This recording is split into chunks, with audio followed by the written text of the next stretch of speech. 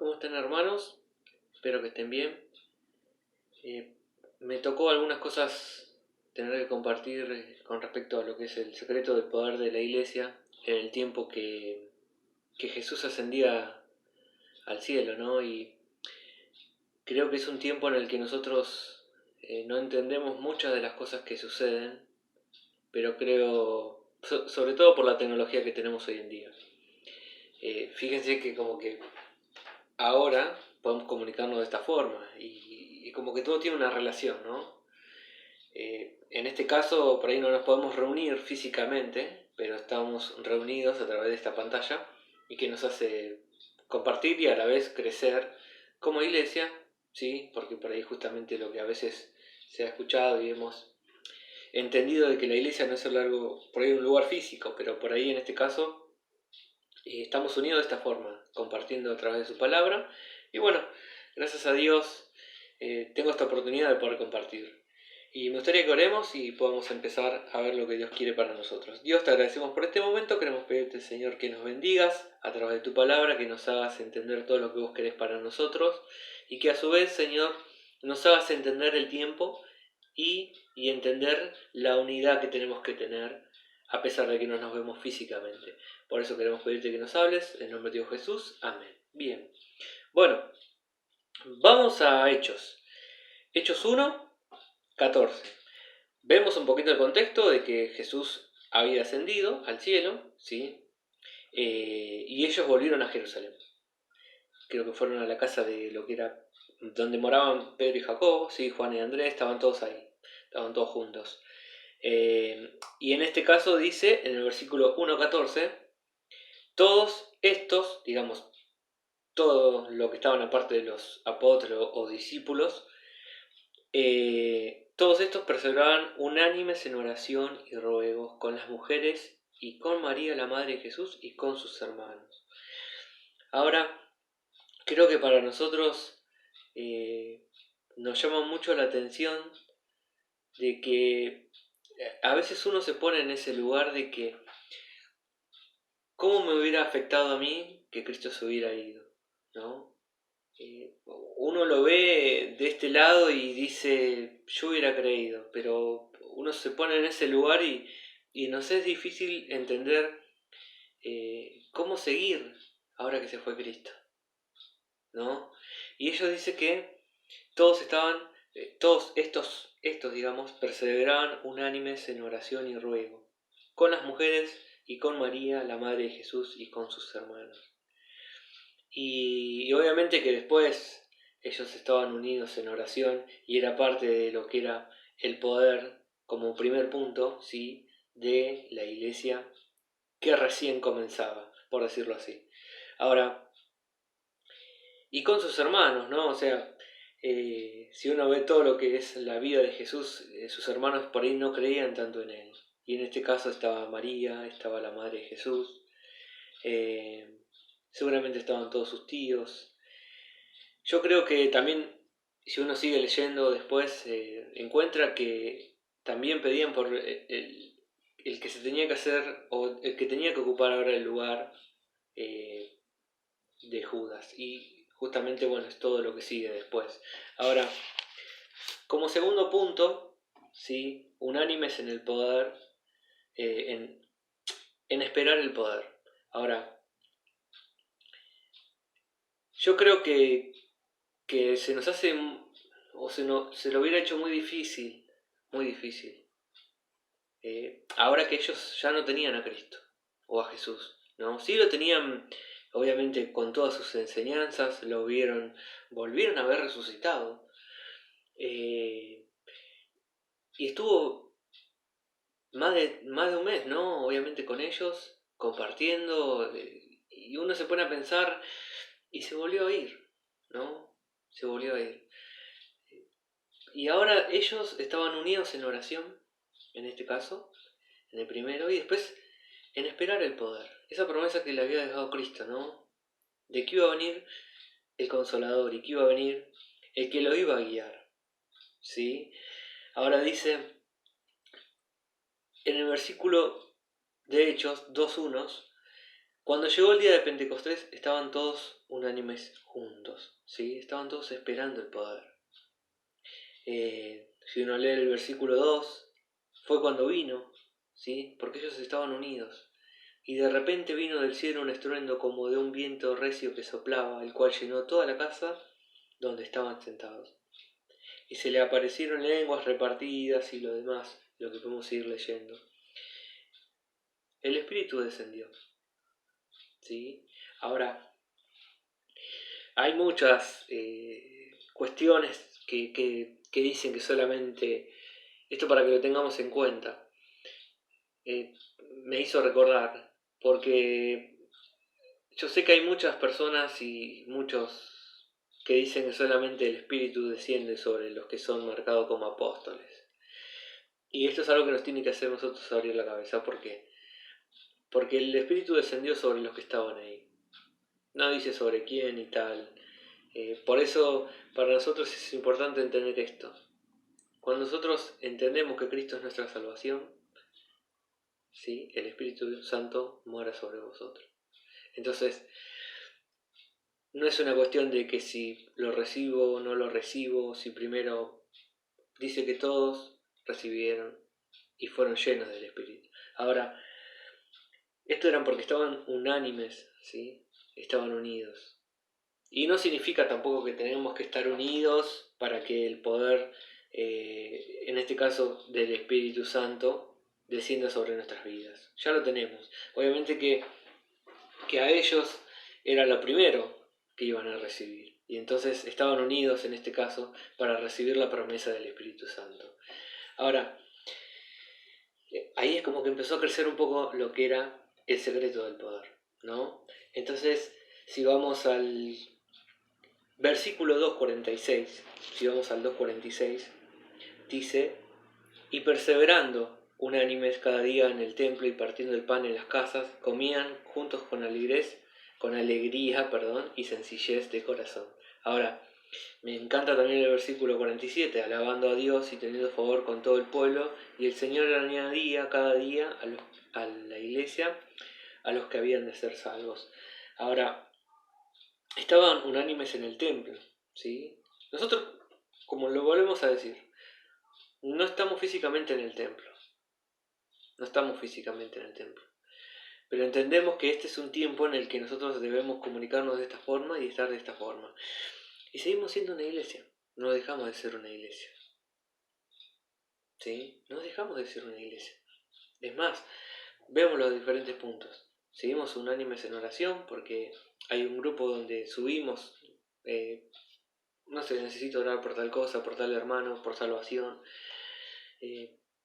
Ya recibimos el poder a través del Espíritu Santo. Y ahora, ¿seguimos unánimes? Directamente no en un templo cerrado, pero sí seguimos siendo una iglesia. Sí seguimos siendo una iglesia. Y si seguimos en el versículo 47, que me daría pie al cuarto punto, que es unánimes en la alabanza, dice en el versículo 47, alabando a Dios y teniendo favor con todo el pueblo, y el Señor añadía cada día a la iglesia de los que habían sido salvos.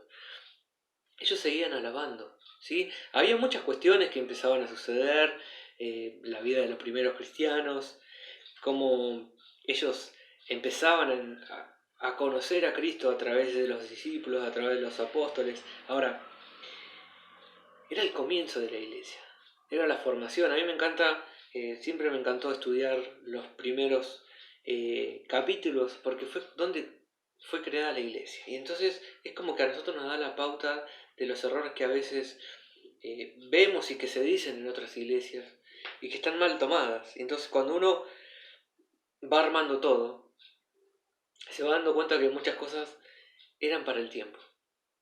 Y fue el tiempo. Entonces, después, si nosotros vemos, ahora tenemos un cuarto punto que es la alabanza, ¿sí? Que sería, vamos al 4.24, que dice lo siguiente: y ellos, habiendo oído, alzaron unánimes la voz a Dios y dijeron: soberano Señor, tú eres el Dios que hiciste el cielo y la tierra, el mar y todo lo que hay en ellos. Ahora, esto es una oración, obviamente nosotros alabamos a Dios, pero a la vez los creyentes de ese tiempo pedían confianza, ¿sí? Y valor. porque sabía que se le venía algo grande, con respecto a lo que era obviamente la persecución, con respecto a lo que creo que era después de una reunión que habían tenido Pedro y algunos más en el concilio, y ahí tenían que organizar, reformar, hacer, y uno se pone a pensar en que ellos necesitaban confianza en Dios, pero a la vez alababan a Dios. Entonces, me encanta porque en los versículos anteriores, si leemos, dice alabando a Dios y teniendo favor con todos el pueblo, ¿no? Y si nosotros seguimos leyendo y vemos versículos que siempre dice que tenían todas las cosas en común, obviamente que era a través de la oración, obviamente que era a través de haber esperado juntos también el poder, de haber estado juntos en un templo, y tenían todas las cosas en común, obviamente, porque oraban, ¿sí? Y podían charlar entre ellos y compartir. A nosotros a veces nos cuesta, le digo personalmente, a veces nos cuesta tener que depender de otro hermano. A veces teniendo tantos años de cristiano nosotros. Teniendo tantos años de cristiano, tener que pedir consejo, tener que pedir, estoy mal, oren por mí. Es como que siempre estamos bien. Siempre estamos bien. Y a veces no es tan así. Yo me he dado cuenta en este tiempo de que si no tenía el apoyo de muchos de mis hermanos, me hubiera costado, me pasó hace unas semanas o un mes y pico, de haber estado un poco cabizbajo, de haber dudado de muchas cosas que Dios hizo en mí. Y, y justamente esto es lo que Dios hace, ¿no? Porque decían que estaban todos juntos, esperando en el templo, alabando. Y, y esto nos tiene que hacer a nosotros entender eh, que Dios está. Y es muy común que nosotros podamos llegar a caer en esto de que, pero Juan, ¿cómo vas a por ahí dudar de estas cosas? Y, y yo me ponía a pensar justamente en la persona que tiene el mismo nombre, en Juan el Bautista. Analizaba todos estos días de que él eh, predicaba y nadie le podía decir que era erróneo lo que predicaba. Él decía que era el que preparaba el camino del Salvador, del Mesías. Y él mismo cuando vio a Cristo dijo, vos me tenés que bautizar a mí, yo no te puedo bautizar. Se daba cuenta que era el Cristo y sin embargo él también defendía muerte y se tenía que decir algo que fue lo que lo llevó a la cárcel, cosas incorrectas, por defender la ley, por defender la palabra de Dios. Y si uno se pone a pensar él desde la cárcel mandó con sus discípulos a preguntar, cuando él mismo dijo que él era el profeta, él era el que tenía que preparar el camino y a la vez, cuando lo vio a Cristo, dijo, vos sos el Cristo, vos sos el Mesías. Y lo defendía y él sabía que era el Cristo. Y tenía mucha certeza de lo que decía, mucha confianza y seguridad.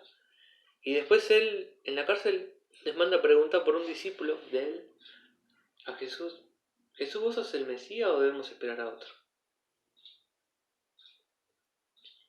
Y Cristo le dijo, mirá, decirle todo lo que hago. Mirá todo lo que estoy haciendo. Los milagros. Ahora, a nosotros nos pasa esto. Nos pasa esto. De que no entendemos muchas cuestiones que nos pasan en nuestra vida y que a veces nos hacen dudar de lo que nosotros predicamos. Y me sentí totalmente identificado con Juan el Bautista. Soy una vez una persona que predica, que estudia y que tiene obviamente errores, pero que a la vez dudaba de muchas cosas que Dios puede hacer en mí. Entonces, que esto nos ayude a entender de que a veces caemos.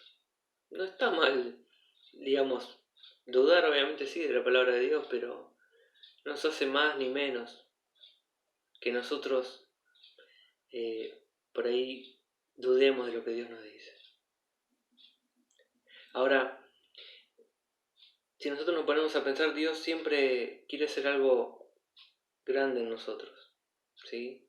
Ahora dice unánimes en alabanza, unánimes en oración, unánimes en esperar el poder y en el templo mismo. Ahora, también eran unánimes en el oír el mensaje. Y vamos al capítulo 8, ¿sí? De Hechos 8:6. Y la gente unánime escuchaba atentamente las cosas que decía Felipe, oyendo y viendo las señales que él hacía. Hermanos, creo que nos queda mucho para seguir. Hay muchas cosas en Hechos, en Filipenses, en Romanos. Tengo algunos versículos que ahora voy a compartir. Pero siempre nos habla de que la unidad nos hace fuertes. La unidad nos hace fuertes. Entonces, el secreto del poder de la iglesia, ¿cuál es? Estar unidos. Estar unidos. ¿Queremos estar unidos? Oremos. ¿Queremos estar unidos? Tratemos de escuchar los mensajes que nos mandan. De anotarnos. Me ha pasado de estar anotando o de seguir al celular en este caso, ¿no? Y ver qué es lo que tengo que estar orando. De seguir alabando, no solamente con cantar una canción, sino con nuestras vidas alabar a Dios. Con nuestras vidas alabar a Dios. En escuchar, obviamente, el mensaje, que en este caso dice que la gente unánime escuchaba atentamente las cosas que decía Felipe. Y esto va a ser una cuestión de nosotros, ¿no? De seguir escuchándolo. Vamos a Filipenses 2:2, como para ir finalizando.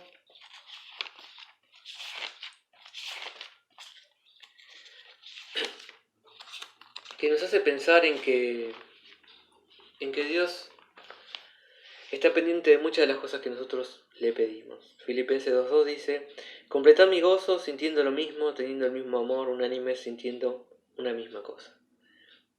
Como les decía, no estamos en un templo,